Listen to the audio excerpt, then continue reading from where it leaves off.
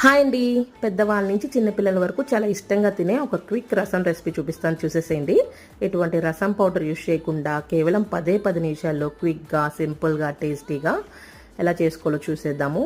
Bachelors కూడా చాలా ఈజీగా ప్రిపేర్ చేసుకునే రెసిపీ అండి. ముందరగా ఒక మిక్సీ జార్ తీసుకొని దీంట్లో కట్ చేసుకున్న టమాటాలు, 1 టేబుల్ స్పూన్ మిరియాలు, 1/2 టేబుల్ స్పూన్ జీలకర్ర, 4 వెల్లుల్లి రెమ్మలు, కరివేపాకు అండ్ ముందలుగానే సోక్ చేసుకున్న చింతపండు యాడ్ చేసి పేస్ట్లా ప్రిపేర్ చేసుకోవాలి.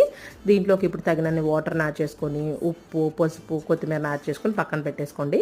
రసము ఇప్పుడు దాకలో పెడితే చాలా టేస్టీగా ఉంటుంది. ఆయిల్ హీట్ చేసుకొని ఆవాలు, జీలకర్ర, ఎండుమిర్చి, కరివేపాకు, ఇంగువాని యాడ్ చేసుకొని మీకు రసానికి సరిపడా వాటర్ని అడ్జస్ట్ చేసుకొని సాల్ట్ని ఒకసారి చూసేసుకోండి.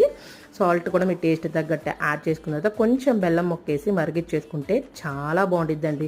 దీనికి కాంబోగా ముద్దపప్పు కానీ మటన్లో కానీ ట్రై చేస్తే వేరే లెవెల్. ట్రై చేసి కామెంట్ చేసేయండి.